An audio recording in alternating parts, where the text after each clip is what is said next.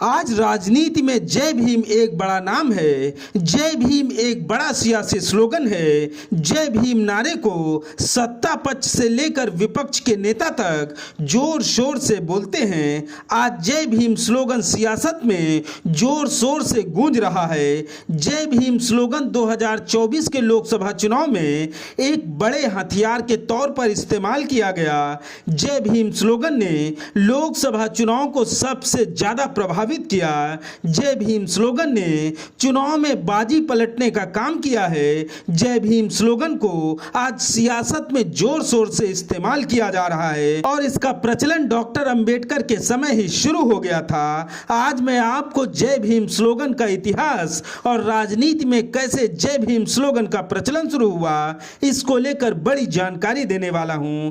सबसे पहले साल 1935 में LN हरदास जी की तरफ से जय भीम नारे की शुरुआत की गई थी। बाबू हरदास जी समता सैनिक दल में सचिव थे और अंबेडकरवादी आंदोलन के सच्चे सिपाही थे। रामचंद्र क्षीरसागर की किताब Dalit movement in India and its leaders में भी जय भीम नारे का जिक्र किया गया है, जिसे बाबू हरदास जी ने सबसे पहले शुरू किया था। सामाजिक कार्यकर्ता भाऊ साहब मोरे की तरफ से 1938 में महाराष्ट्र के औरंगाबाद के कन्नड़ तालुका के मकरनपुर में एक सभा आयोजित की गई थी। इस सभा में मोरे साहब ने लोगों से कहा था कि अब से सभी लोग एक दूसरे से मिलने पर जय भीम बोलकर अभिवादन करेंगे।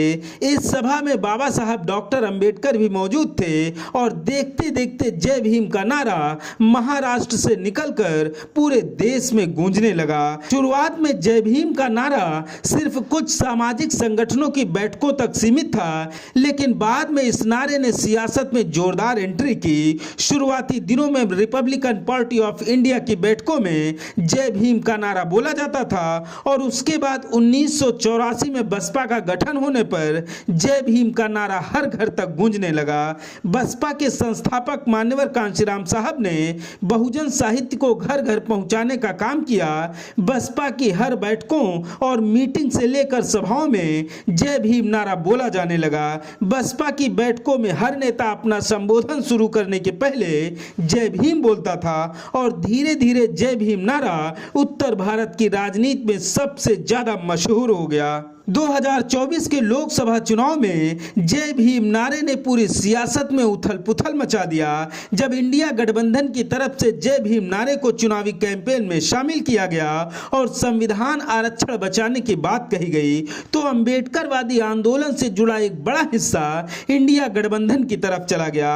कांग्रेस पार्टी और समाजवादी पार्टी ने अपनी पूरी चुनावी प्रचार संविधान और आरक्षण बचाने की मुहिम के साथ शुरू कर दी। हर रैली में बाबा साहब की फोटो लिए कार्यकर्ता जय भीम के नारे लगा रहे थे। सोशल मीडिया पर इस बार के चुनाव में जय भीम का नारा सबसे बड़ा चुनावी ब्रांड बन गया। चुनाव पूरी तरह से दो ध्रुवों में बढ़ चुका था। एक तरफ संविधान और आरक्षण को समाप्त करने वाले लोग थे, तो वहीं दूसरी तरफ संविधान और आरक्षण को बचाने की बात करने वाले लोग थे।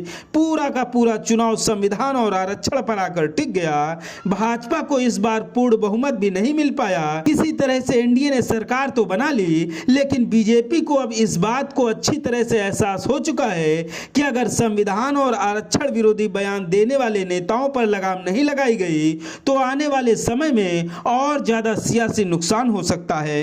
विपक्ष की तरफ से जैसे जैसे जय भीम का नारा जोर शोर से बोला जा रहा था, वैसे वैसे इंडिया गठबंधन के पक्ष में माहौल बनता गया। जय भीम का नारा संघर्ष का प्रतीक है। जय भीम का नारा परिवर्तन का प्रतीक है। जय भीम का नारा मुश्किल समय में हालात बदलने का प्रतीक है। जय भीम का नारा उपेक्षित वर्गों के लिए एक सांस्कृतिक प्रतीक है। जय भीम का नारा एक राजनीतिक पहचान है। जय भीम का नारा क्रांति का प्रतीक है और इस बार के चुनाव में इस नारे ने विपक्ष को भरपूर फायदा पहुंचाया।